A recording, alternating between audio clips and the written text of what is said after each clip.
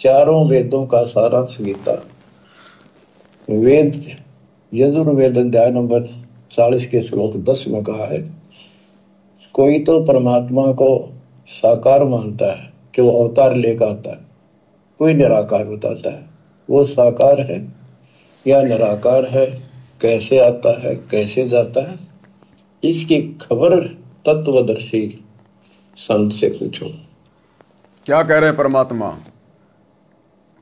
यजुर्वेद अध्याय 40 मंत्र 10 में लिखा है कि परमात्मा कौन है, कैसा है, कहाँ रहता है, वो कैसे आता है, वो कैसे जाता है, वो कैसे मिलता है, इसकी जानकारी किसी तत्वदर्शी संत से बाखबर से पूछो।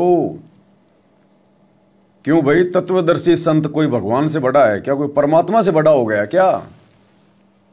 जो जानकारी परमात्मा खुद आके नहीं दे रहा, वो जानकारी कोई बाखबर देगा, कोई तत्वदर्शी संत देगा।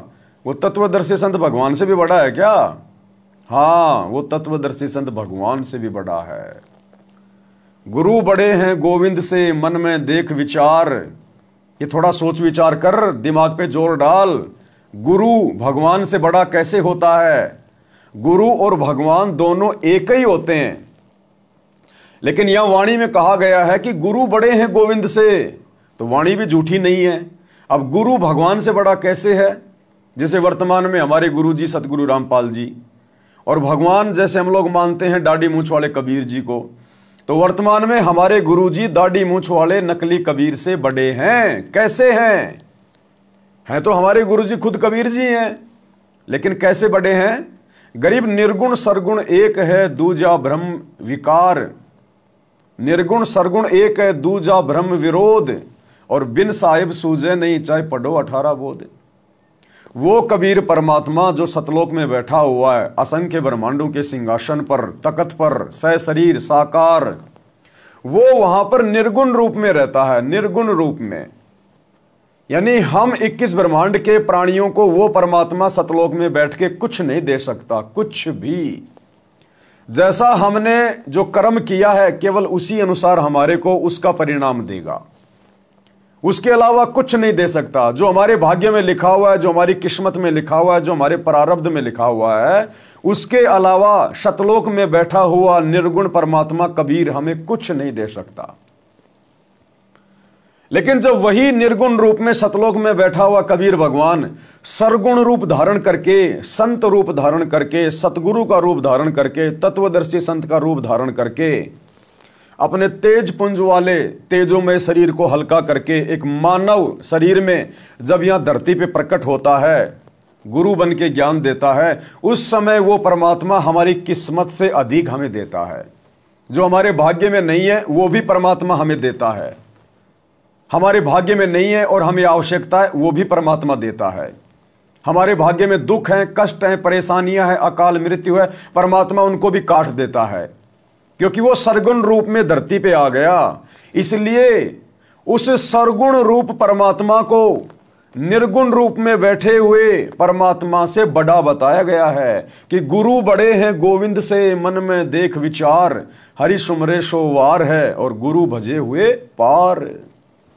जिस प्रकार गुरुदेव ने उदाहरण दिया कि आसमान में बादल हैं और बादलों में पानी है, लेकिन बादल में जो पानी है वो निर्गुण रूप में है, वो हमारे किसी काम का नहीं है।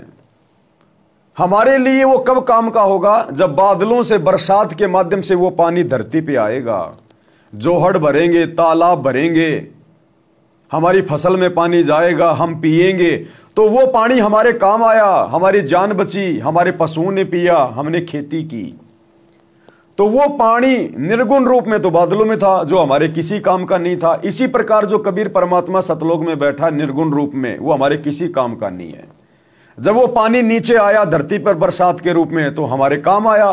तो जब वो निर्गुण परमात्मा अपना सरगुण रूप धारण करके सतगुरु रूप में जब धरती पे आया, हमें ज्ञान दिया, हमें आशीर्वाद दिया, हमें दीक्षा दी, हमारे संस्कारों को काटा, हमें आगे का मार्गदर्शन दिया, तो वो परमात्मा हमारे लिए अमृत के समान हो गया। इसलिए कहा गया है यजुर्वेद अध्याय 40 मंत्र 10 में कि वो परमात्मा कौन है, कैसा है, कहाँ रहता है, कैसे मिलता है, कैसे आता है, कैसे जाता है, इसकी जानकारी किसी तत्वदर्शी संत से पूछो।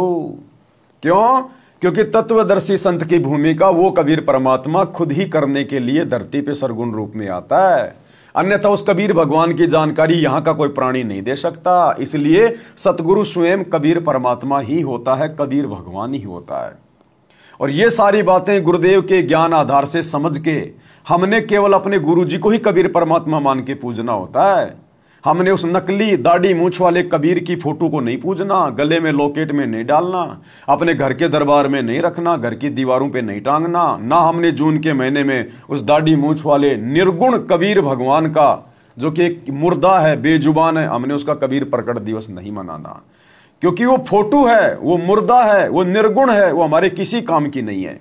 और सतगुरु रामपाल जी भगवान स्वयं धरती पे प्रकट हैं, सरगुण हैं, हमें सारा लाभ दे रहे हैं, हमें ज्ञान दे रहे हैं, हमारी हर इच्छा पूरी कर रहे हैं, हमारे संकटों से हमारी वो रक्षा कर रहा है। तो वो हमारे लिए पूजनीय है, आदरणीय है, सम्माननीय है।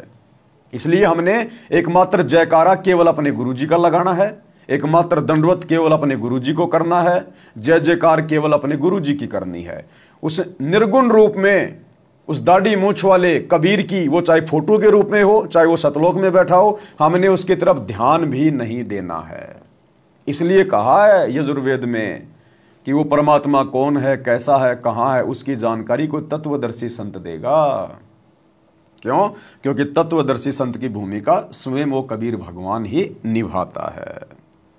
भाई जो गुरु बचन पे डट गए, कट गए फंद 84 के, कट गए फंद 84 के, कट गए फंद 84 के।